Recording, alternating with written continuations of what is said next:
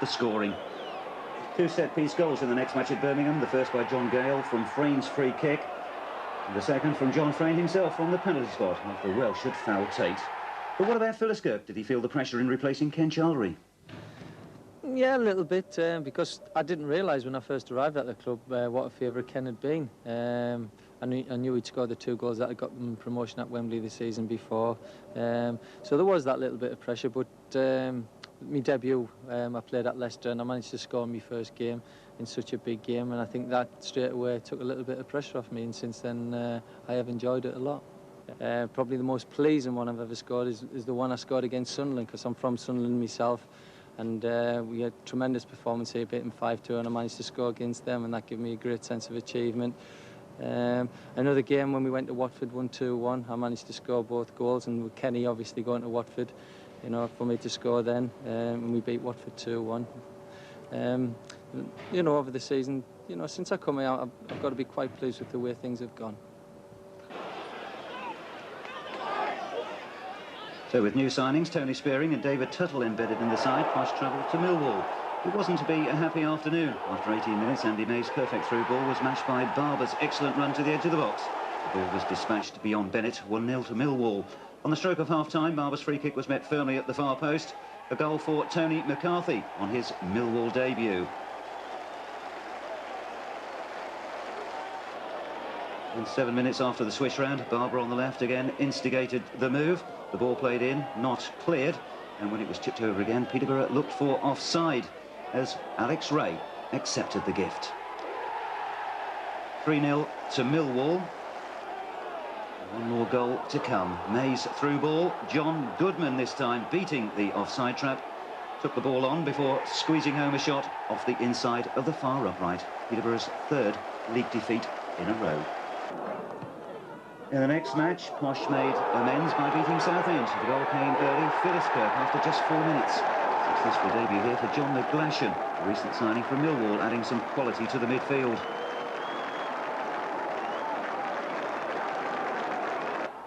But in the second half, Phyllis Kirk again showed his quality as a marksman. This header producing a splendid save.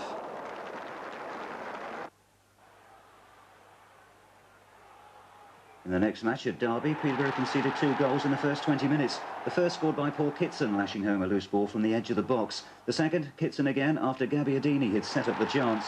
Posh's reply came 6 minutes before half-time. First league goal for Alan Curtis after Welsh's shot had been parried. Just before half-time, Peterborough pulled level, Phyllis Kirk with a swerving 20-yard free kick. Just 1 goal in the second half, the winner for Posh from Adcock. And here's the ace marksman himself. Which goals did he rate as being the best of his collection? The 2 against Swindon. The first one, obviously, it was a nice ball through from Tony Phyllis Kirk, and the keeper came out, and I just chipped him, and that was quite nice because, you know, at the time Swindon were a top club, and then the second goal, the keeper made a bit of a botch about it. It came straight to me near the halfway line, and I thought I did well to tuck it away. You know, good time in 2-2, and it was a good. At the time, it was a good result. Start of the season, we had the same side that got promotion from last season, and then Kenny went, and everybody, obviously, you know, a lot of people said, well, where are we going to get somebody to fill his boots, and are we going to be, so successful? And I think we have been really. You know, Tony Phyllis Kirk's, you know, done more than fill Kenny's boots. Obviously, he's a different type of player, but then again, you know, he brings different things into that Kenny couldn't do. And he's done them really well this season, yeah, so it's been really good. But he wasn't too good in the match at Upton Park. Just 5 minutes gone, West Ham applying all the early pressure. Kevin Keane headed against the post, but when the ball was played in again, Peter Butler judged his effort to perfection. 8 minutes later, and West Ham, playing the brand of neat touch football for which they're renowned, engineered goal number 2. Morley got in the cross, and Steve Jones swiveled to hook the ball past Bennett. Peterborough's reply on 36 minutes was spectacular. An Ebden volley from 20 yards beating McCloskey. Early in the second half, the Hammers had the chance to increase their lead, but Bennett denied them. Firstly, he guessed right with a penalty. He was then at his acrobatic best with a follow-up. West Ham 2, Peterborough 1. The next game against Wolves produced 5 goals. The first one arrived early. A long clearance was eventually played out to McGlashan, who made room for the cross, and Mickey Housall pounced from close range to score his second league goal of the season after just 4 minutes. Wolves levelled the score after 31 minutes. A break down the right, some neat play. Paul Blades got in a low cross, and Mark Burke was well positioned to make it 1-1. That's how it stayed till half-time. But the second half was only 2 minutes old when Adcock sprinted onto a through ball and sent a delightful lob over the keeper. Great vision from Peterborough's number 9 as he notched goal number 15.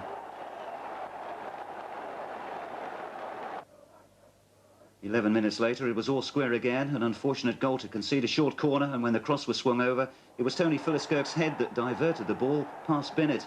2-2, anyone's game, but it was Wolverhampton who grabbed the 3 points. A long through ball to Darren Roberts, who cleverly turned his marker before steering a shot past Bennett. Peterborough 2, Wolves 3. The dismal home form continued. With House all out and Cooper back, Peterborough's next match at Notts County was settled by a rather controversial penalty. The referee seemed to take an age to make his decision. But the replay here does show that Spearing made contact with Rob Matthews. And then David Smith made no mistake from the spot.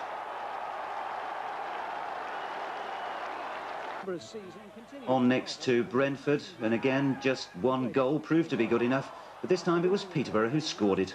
A long clearance from Bennett was flicked on by Ebden, and a great solo effort from Philliskirk earned POSH their 8th away win. The match against Grimsby provided Peterborough with a chance of a league double. They rode their luck in the early stages. Bennett here saved by the crossbar. But just before half-time, Beglashan created the chance. But it was another clever piece of finishing by Adcock that did the trick.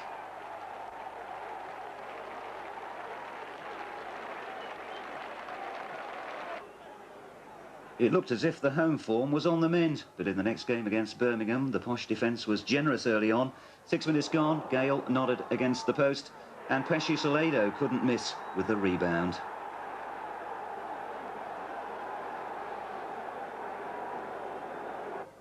It took POSH 21 minutes to find an equaliser, and when it came, there was an element of luck about it. Iorfa cross from the right, and Birmingham centre-back Paul Holmes deflected the ball into his own net.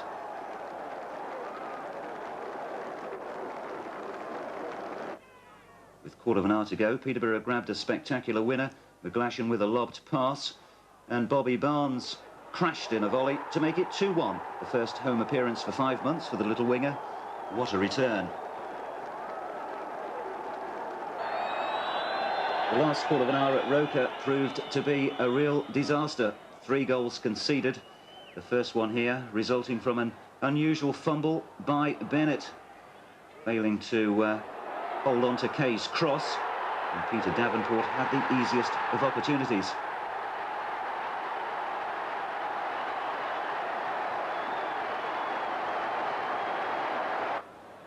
Six minutes later, and it was 2-0. The ball was worked out to full-back Richard Ord on the left, and his cross to the near post was headed home by Don Goodman.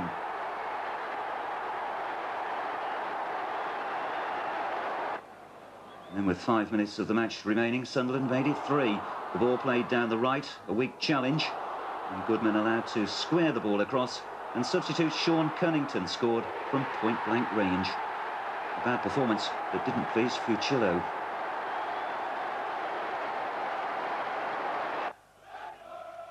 On to the Abbey Stadium, where in the first half things didn't really improve. After 10 minutes, Steve Claridge delivered a perfect lob to put Cambridge 1 ahead. The home side were perhaps more desperate for points than POSH, and Cambridge increased their lead right on the stroke of half-time, with Heathcote here heading in from a corner.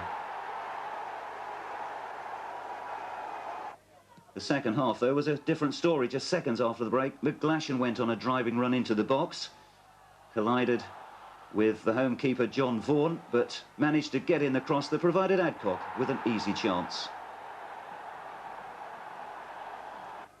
And then with 2 minutes to go, the comeback was completed when Adcock headed home from Cooper's cross.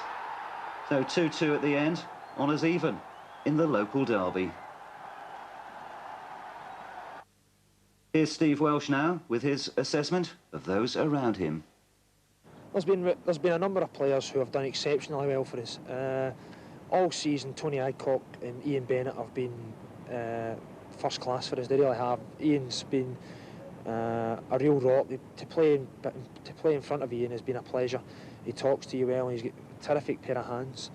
Tony is always available for passes. He's always getting into goal-scoring positions, and it does take the pressure off the back four a lot when you've got the likes of him and Tony Philliskirk up front who can finish off moves that you're putting together. Other players that have impressed me since Christmas, I would say Gary Cooper has blossomed. He really has been. He's been the rock in which what we've been built on in the midfield. Between him and Marcus Ebden and John McGlashan and Darren Bradshaw, as he's come in recently, they've held us together, and we've been able to. It's given us a nice base to work from. But as I say, everyone's pulled their weight in whatever capacity this year. I mean, I know the back four has chopped and changed virtually all season, but we've managed to sort of stabilise ourselves and do reasonably well, I think. We're talking about it all season, you know. Our support this season has been terrific. I mean, in fairness, the club's been successful probably at the worst possible time, right in the middle of the deepest recession going, you know, and they're still turning out in 5,000, 6,000, 7,000 here every week. For big games you're getting virtually full houses, and the support away from home has been different class. It really has. They've Luton away springs to mind, Derby away, Leicester away, even Sunderland away when we get stuffed 3-1. They never stop singing from start to finish, and that's a great testimony to them. And it's I mean, you can't put it forward enough what it does for the players when you hear them, when you hear the crowd behind them, and they know that they've got that support. And even when I've put some indifferent performances in here at home, they've never ever really got on my back. They've always been there cheering us at the end, which is it gives you a good feeling, and you know that you can go out on a Saturday and you're confident that no one's going to get on your back and the crowd's fully behind you. But could Peterborough please those loyal fans by beating Oxford at London Road? They had a great start. 34 minutes gone, Cooper chipped forward and Worrell Sterling lobbed the ball in off the underside of the crossbar. Sterling's first goal at London Road in the league this season.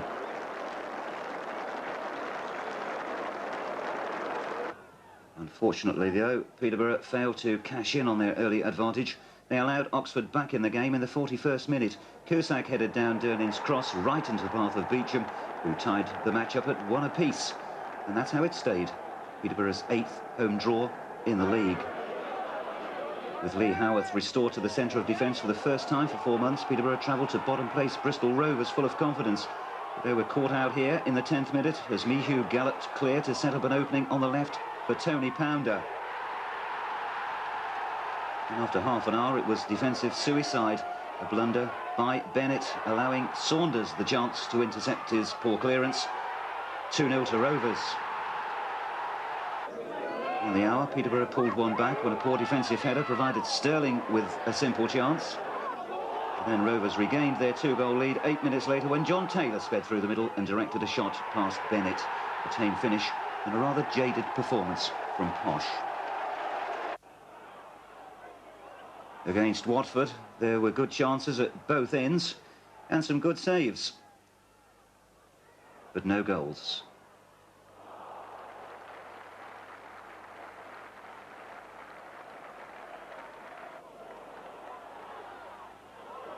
So as Chris Greenman, formerly of Coventry, made his debut, it was Peterborough 0, Watford 0. And next away from the action, the manager, and which players